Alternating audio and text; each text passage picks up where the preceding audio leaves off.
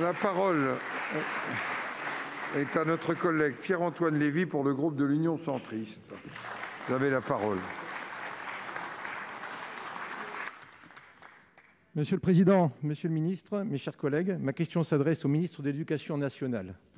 Ce samedi 16 octobre, cela fera très exactement un an que Samuel Paty a été assassiné victime d'un attentat islamiste. Depuis, de très nombreux hommages lui ont été rendus, auxquels le groupe de l'Union centriste se joint encore une fois aujourd'hui.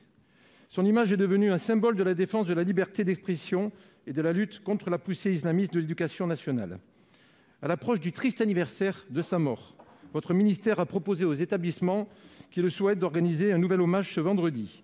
Vous avez par ailleurs annoncé que dans chaque rectorat de France, une salle porterait le nom de Samuel Paty. Nous ne pouvons qu'y souscrire, mais le mal est bien plus profond et ne se réglera pas par la seule commémoration.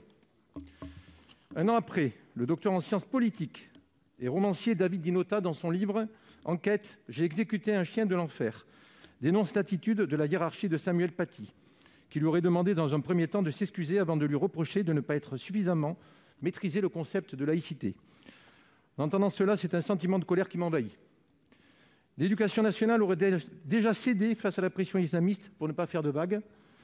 Dans la négative, monsieur le ministre, quelles mesures concrètes ont été prises depuis l'assassinat de Samuel Paty pour y faire face, en particulier pour soutenir les enseignants menacés et les protéger? Je vous remercie. Pour vous répondre, la parole est au ministre de l'Éducation nationale, de la jeunesse et des sports, M. Jean-Michel Blanquer. Vous avez la parole. Merci, Monsieur le Président, Mesdames et Messieurs les sénateurs, Monsieur le sénateur. Je vous remercie d'abord d'avoir rappelé les mesures que nous prenons pour la commémoration en tant que telle. C'est très important.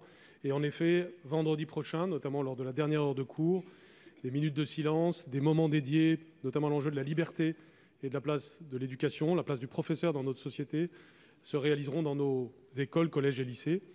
Et puis samedi, jour de ce triste anniversaire, il y aura une série de commémorations. Je serai au collège de Conflans-Sainte-Honorine, de même que nous inaugurerons, comme vous l'avez rappelé, la plaque en présence de la famille de Samuel Paty.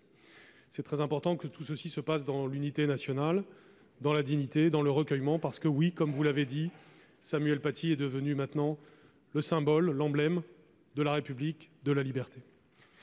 Il y a tous les problèmes sous-jacents, et je suis bien d'accord avec vous que la commémoration ne suffit pas. Il faut agir, c'est ce que nous avons fait d'ailleurs.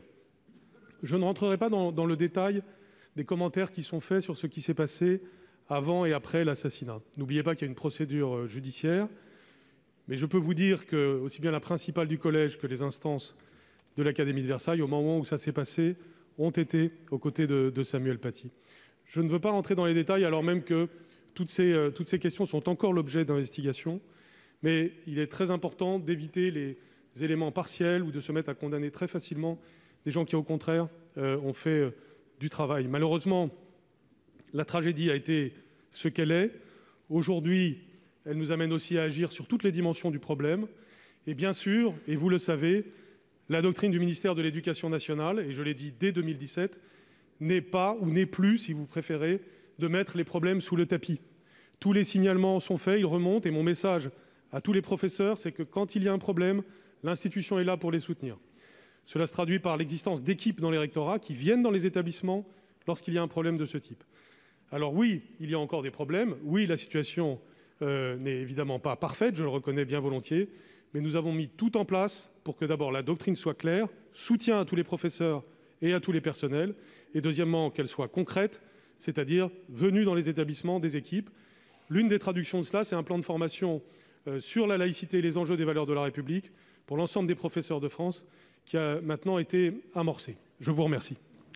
Merci. La parole est à Pierre-Antoine Levi.